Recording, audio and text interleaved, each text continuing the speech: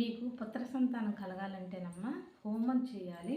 ఆ హోమం చేస్తే మీకు పుత్ర సంతానం కలిగిద్దేనంటే, సరే స్వామి మీ మాటలు నమ్మి నేను ఈ హోమానికి ఒప్పుకుంటున్నానని చెప్పేసి ఒక గుడికెళ్ళి భార్యాభర్తలిద్దరిని కూర్చోబెట్టి ఆ హోమం తయారు చేస్తారనమాట. ఆ హోమం చేసిన తర్వాత ఆ నెల తప్పిద్దనమాట. ఆ నెల తప్పిన తర్వాత ఈలోగా వాళ్ళకి ఒక ఆడపడుచు ఉంటుందన్నమాట. ఆడపడుచుకి అమ్మాయి పుట్టిద్ది. పుడితే మా అన్నయ్యకి మా వదినకి సంతానం కలిగితే ఈ ఆస్తి అంతా పోయిద్ది అని చెప్పేసి ఇక్కడ చేసేదంతా ప్లానింగు వీళ్ళ ఆడపడుచు అనమాట, పిల్లలు పుట్టకుండా.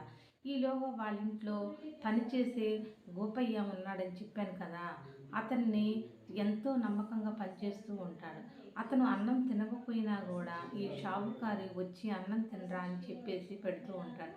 అయ్యా నేనంటే మీకు ఎంత ప్రేమ, ఈ ఈ రోజుల్లో ఎవరు ఉన్నారు ఇలా చూసుకోవటానికి అని చెప్పేసానంటే, అరే మీ నాన్న నేను మంచి స్నేహితులు, కానీ మీ నాన్న పేదరికంలో పుట్టాడు, నేను ధనవంతుల్లో పుట్టాను.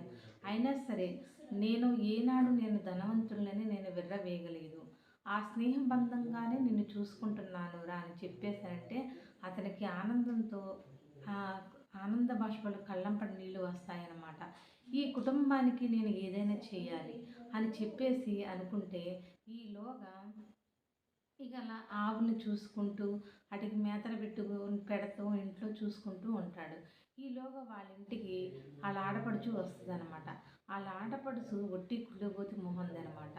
వేరే అచ్చమ్మ దగ్గరికి వెళ్ళి పిల్లల సంతానం కలగకుండా అదేదో పసర ముందు తెచ్చి అన్నిట్లో కలిపి ఇస్తూ ఉంటుందన్నమాట.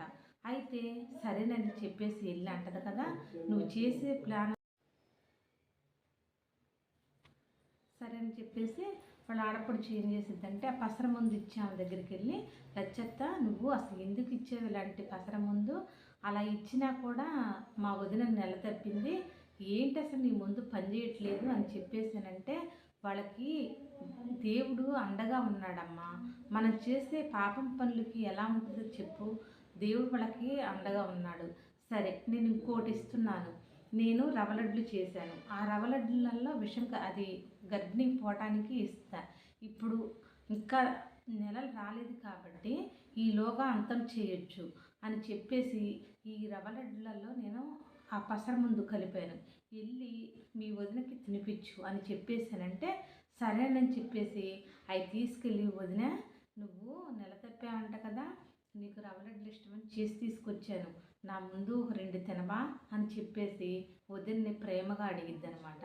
వదిన అంటది కదా, వద్దు నాకు తినాలనిపించటం లేదు, ఇప్పుడే భోంచేశానని చెప్పిద్ది అనమాట. చెప్పేసరికి ఈలోగా ఇవన్నీ వాళ్ళ ఇంట్లో పనిచేసే అతను ఉన్నాడు కదా, అతను ఏం చేస్తాడు ఇవన్నీ ఆలోచించి ఏమీ ఎరగనట్టు ఆవు దోడిని వదులుతాడనమాట ఇంట్లోకి. అది వెళ్ళి ఆ రవ్వలడ్లన్నీ కింద పడేస్తుంది. అయ్యో ఈ ప్లాన్ కూడా పోయిందే అనుకుంటే వెళితే ఈ వచ్చినప్పుడల్లా ఏదో ఒకటి జరుగుతుంది, అసలు ఏం జరుగుతుంది అని చెప్పేసి ఆమె ఎక్కడికి వెళ్ళిద్దో ఆమె వెనకమాల ఈమె కూడా వెళ్తాడనమాట. ఇతను కూడా వెళ్ళిన తర్వాత అక్కడికి వెళ్ళి ఆ పసర ముందు ఇచ్చి ఆమెతో మాట్లాడుతుందన్నమాట.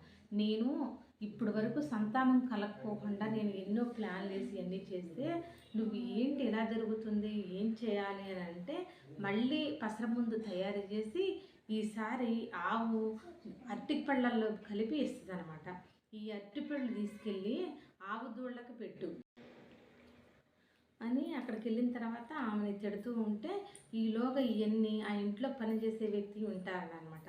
ఓహో మా అమ్మగారు నిలదప్పకుండా ఉండటానికి ఏమో వీళ్ళ కారణం చేసేది అని చెప్పేసి ఆ అరటిపళ్ళని తీసుకెళ్ళి ఆవులకి ఇవ్వు, ఆ ఆవులు పాలిస్తాయి కదా, ఆ పాలు మీ వదిన తాగిందనుకో జీవితాంతం పిల్లలు పుట్టరు, లేక ఈ అరటిపళ్ళుని మీ వదిన తిందనుకో మీ వదినకి 12 బాబు పుడతాడని చెప్పేసి అనమాట. ఓహో ఇదే ప్లానింగ్ అని చెప్పేసి తీసుకెళ్ళి మళ్ళీ ఆ ఆవులకి తీసుకెళ్ళి అరటిపళ్ళు పెట్టింది. ఏంటి నువ్వు వచ్చేవింటదినా మళ్ళీ అని అంటే, నేను బజార్కి వెళితే అక్కడ అరటిపళ్ళు మంచిగా ఉన్నాయి, ఆ ఆవుదుళ్ళకి పెడదామని తీసుకొచ్చాను వదిన అని చెప్పేసి అవన్నీ తీసుకుపోయి పెడుతుంటే ఈ పని చేసే ఆ వ్యక్తి ఏం చేస్తాడంటే, అమ్మగారు వద్దు ఈ అరటిపళ్ళని మీరే తినండి అని చెప్పేసి తీసుకెళ్ళి అమ్మగారికి ఇస్తారనమాట. ఇక అమ్మగారు ఆ అరటిపళ్ళు తింటదనమాట. మళ్ళీ తిరిగి మళ్ళీ ఏం చేస్తదా అని చెప్పేసి మళ్ళీ అక్కడికి వెళ్తదనమాట. వెళ్ళి ఈ ప్లాన్ కూడా పోయింది. ఏం చేయాలో అర్థం కావట్లేదని చెప్పేసి అన్నాక, ముందు ఆ పనిచేసే వ్యక్తి మీద నువ్వు ఒక కన్నేయి. అతను ఏం చేస్తాడో నువ్వు చూడు అని చెప్పేసి అని అంటది. సరేనని చెప్పేసి పొలం నీళ్లు కొట్టుకుంటూ బోరు దగ్గర ఈలోగా వాళ్ళ ఇంట్లో పనిచేసే వ్యక్తి అటు పోతూ ఉంటాడు. అతని పేరు మీకు ఇప్పటి వరకు చెప్పలేదు కదా! అతని పేరు రాము అనమాట. అలా వెళ్తూ ఉంటే అతనికి వెనకమాల ఫాలో అయ్యిద్ది అనమాట. రాము వెళ్తుంటే ఏం చేస్తాడా ఏంటి అని. అతను వెళ్ళి ఒక కొండల్లోకి వెళ్ళి ఒక రాయి సాటున కూర్చుంటాడనమాట. 2 గొంతులతో ఏం మాట్లాడతాడంటే, స్వామి, మీరు ఇన్ని రోజులకి నాకు కనిపించారా? మా ఇంటి ఉప్పు తిని వాళ్ళు ఏం చేస్తున్నారో తెలుసా? మా అమ్మగారు వాళ్ళ ఆడపడుచు వాళ్ళ వదిన ఏం చేస్తుందంటే, ఇన్ని సంవత్సరాల నుంచి అక్కడ స్వామీజీ లేకపోయినా కూడా 2 గొంతులతో మాట్లాడుతూ ఉండగా అన్నీ ఈ ఆడపడుచు ఉంటదనమాట.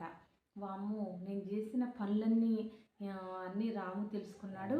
ఇవన్నీ అక్కడ తెలిస్తే మనకి ఎన్నో ఇబ్బందులొస్తాయి అని చెప్పేసి అని అనుకొని తిరిగి వస్తదనమాట. వచ్చి మళ్ళీ ఆ పసరు మందు ఇచ్చే ఆమె దగ్గరికి వచ్చి చెప్పేసి అంటది కదా! ఇప్పటి వరకు మనం వేసిన ప్లానింగ్ అంతా అక్కడ రాముకు తెలిసిపోయింది. ఈ విషయాలన్నీ నీకు తెలిసినాయి కాబట్టి నిన్ను బతకనిస్తే మా అన్నయ్య నిన్ను జీవితంలో నన్ను క్షమించడం, నిన్ను చంపేస్తానని చెప్పేసి కత్తి తీసిద్దనమాట. ఆగు, నేను నీ కోసం డబ్బులకి కక్కుర్తిపడి చేశాను. అసలంత మంచి మనుషులకి ఎంతవరకు చేయని ద్రోహం చేశాను. నీళ్ళల్లో పసరముందు కలిపి ఇచ్చాను, అట్టిపళ్ళల్లో ఇచ్చాను, కొబ్బరి ఉండల్లో ఇచ్చాను. నువ్వు చెప్తేనే ఈ నీచమైన పనికి నేను ఒప్పుకున్నాను. డబ్బులకు ఆశపడి ఏదో పట్టకుడు కోసం ఇంత చేసిన ద్రోహం దాన్ని నిన్ను నేను బతకనివ్వనని ఇక్కడ అచ్చమ్మ కత్తి తీసిద్దనమాట. ఇవన్నీ అక్కడ రాము ఏం చేస్తాడంటే, వాళ్ళ ఇంట్లో కుట్ర పందేది ఎవరా అని తెలియాలని జమీందార్ని తీసుకొని వచ్చి ఒక చెట్టు సాటున ఇద్దరు నుంచొని మొత్తం వింటారనమాట.